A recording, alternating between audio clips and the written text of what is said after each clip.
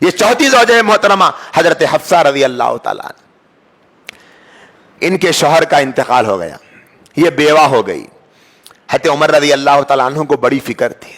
میں دعا کرتا ہوں کہ اللہ کرے ہمارے معاشرے میں دوسرے خوبیاں پیدا بعد میں ہوئے تو ہوئے، پہلے یہ ایک خوبی پیدا ہو گئے تو اچھا ہے، آمین بولو جی۔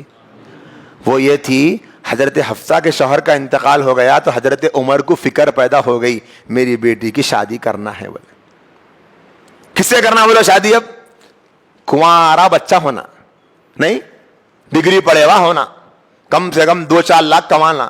ارے انہیں اب بھی پڑھ کے کالج سے نکلتے کہ 2-4 لاکھ کماتا، کوئی تو بھی کماتا نہیں کماتا۔ یہ ریکوائرمنٹ مطالبوں کے چکر میں بیچارے بچے پورے کلراں لگا لگا کے چھپا رہے ہیں وائٹ والا، شادی تک تو بھی چھپا لینا، یا شادی کے بعد کی الگ بات ہے۔ بول حضرت حفصہ رضی اللہ تعالی عنہ کے لیے حضرت عمر نے نکاح کے لیے پوچھا تو کس کو پوچھا پتا ہے؟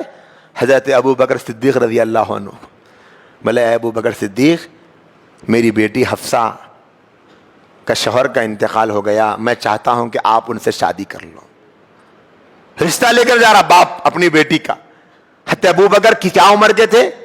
نبی علیہ الصلوۃ والسلام 55 برس کے ہوئے، آپ سے 2 سال عمر میں کم تھے۔ کتنے ہوئے بولو؟ 53 سال۔ جوان بڈھے نا، جبھی بھی بڈھے تھے ابھی بھی بڈھے، ایسا تو نہیں ہے نا وہ زمانے میں جوان بولتے تھے 53 سال والوں کو بول کے، جبھی بھی بڈھے تھے۔ لیکن دیکھو آپ، پھر ایک بات، دوسری بات یہ ہے کہ حضرت ابو بکر کے پاس پہلے سے بیوی نہیں تھی کیا؟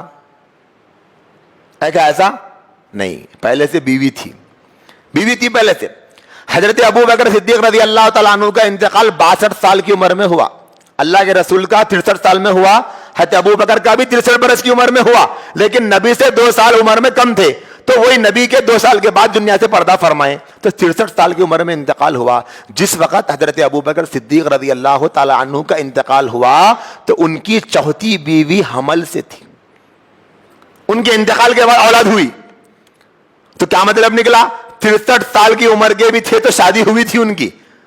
اللہ کے نبی علیہ السلام ابھی حضرت عمر ابو بکر کو آفر دے رہے کہ آپ میری بیٹی سے شادی کر لو، بولے، جبکہ پہلے سے 2-3 بیویاں ہیں ان کو، عمر میں بوڑھے ہیں، جوان بھی نہیں ہے، لیکن ایک باپ کو یہ فکر ہوتی تھی اس زمانے میں، میری بیٹی بغیر شوہر کے نہیں رہنا۔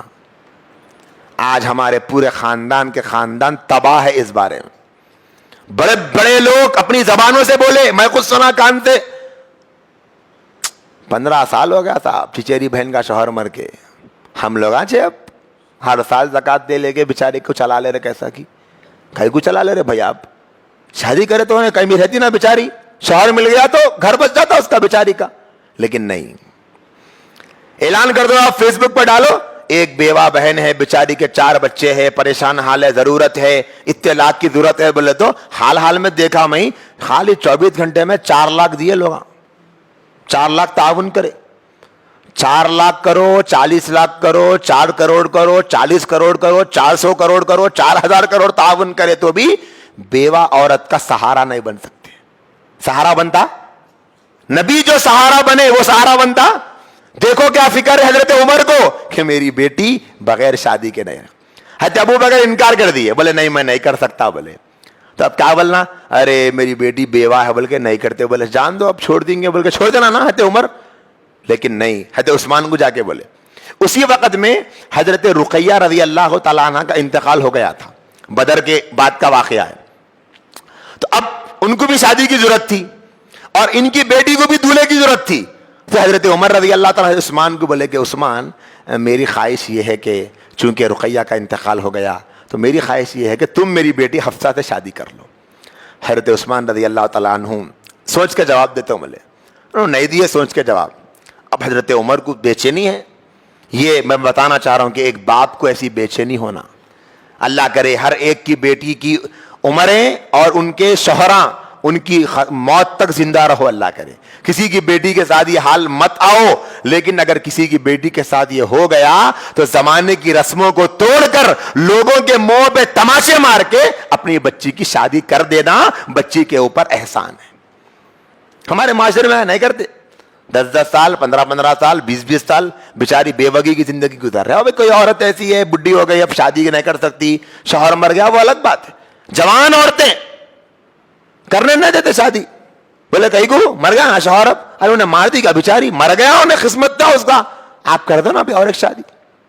اللہ کے نبی علیہ الصلوۃ والسلام کی خدمت میں جا کے حضرت عمر شکایتاً عرض کرے, یا رسول اللہ میری بیٹی حفصہ بیوہ ہو گئی, ابو بکر کو بولا تو انہوں بھی نہیں کرتے بولے, عثمان کو بولا تو انہوں بھی نہیں کرتے بولے, اب دیکھو میرا اور آپ کا نبی پوری انسانیت کے نبی ہم جیسے پتھر دلوں کو سکھا رہے ہیں, اے لوگوں اپنے ذہنوں کی غلامی سے نکلو اور معاشرے کے دباؤ سے ختم باہر آ کے دیکھو, اپنا دل بڑا کرو, کسی بیوہ کا ہاتھ تھامو, یہ ہے تمہارے نبی کی سنت. چندہ دینا نبی کی سنت نہیں ہے.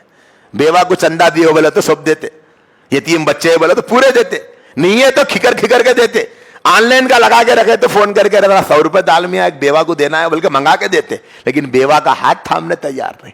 اللہ کے نبی علیہ السلام فرمائے, اے عمر کیا تم اس بات پر راضی ہو کہ حفصہ کو عثمان سے بہتر شوہر ملے اور عثمان کو حفصہ سے بہتر بیوی ملے؟ تو حضرت عمر کو سمجھ میں نہیں آیا, یعنی عثمان سے بہتر شوہر کون ہو سکتا اور حفصہ سے بہتر بیوی کون ہو سکتی عثمان کے لیے؟ تھوڑا ہی وقت گزرا, اللہ کے نبی علیہ السلام نے حضرت عمر کی طرف پیغام نکاح بھیجا, اے عمر حفصہ سے تیرا نبی نکاح کرنا چاہتا ہے. حضرت عمر کی تو خوشی کے ٹھکانے نہیں رہے, اور حضرت عمر نے اسی وقت دیکھا کہ اللہ کے رسول نے اپنی دوسری لخت جگر ام کلثوم رضی اللہ تعالی عنہا کا نکاح حضرت عثمان سے کر دیا. حضرت عمر نے فرمایا, ہاں مجھے سمجھ میں آ گیا کہ عثمان سے بہتر محمد الرسول اللہ ہے اور حفصہ سے بہتر ام کلثوم ہے رضی اللہ تعالی عنہ. یہ تھا میرے بھائیوں انداز اس زمانے میں. ہمارے نبی کی ازواج کی زندگیوں سے یہ سیکھنے کو ملتا. اے ہمارے معاشرے میں اللہ معاف فرمائے, اگر کسی کے گھر میں کسی کے شوہر کا انتقال ہو جاتا ہے, ساس کا بھی اخلاقی تقاضا یہ ہے کہ اپنی بہو کی شادی کرا دے, کہیں پر کرا دے بھائی, شادی بیچاری رہ لے گی. اب وہ سامانہ دیکھ کے, کھلائے سو دیکھ کے, دیے سو دیکھ کے, لیے سو دیکھ کے بچی کو اٹکا کے رکھ رہے, ایسا نہیں کرنا چاہیے, اس کا شادی کر دینا چاہیے, بہت اچھی بات. تو یہ حضرت حفصہ رضی اللہ تعالی عنہا تھی جو چوتھی زوجہ محترمہ ہے نبی کی, جن کا نکاح اللہ کے نبی علیہ الصلوۃ والسلام نے جن سے نکاح فرمایا. کیوں فرمایا؟ کیونکہ یہ بیوہ ہو چکی تھی, ان کے شوہر اللہ کے راستے میں شہید ہو گئے تھے, تو اس غم اور دکھ کو دور کرنے کے لیے نبی نے حضرت حفصہ سے نکاح فرمایا. حضرت حفصہ رضی اللہ تعالیٰ عنہ کے بارے میں آتا کہ نماز اور روزے سے بہت زیادہ دلچسپی تھی, بہت زیادہ شغف تھا نماز اور روزے سے, بہت پابندی سے نماز روزے کا اہتمام کرتی تھی, اور سوالات کرنے میں بڑی جری تھی, اپنے والد حضرت عمر کی طرح.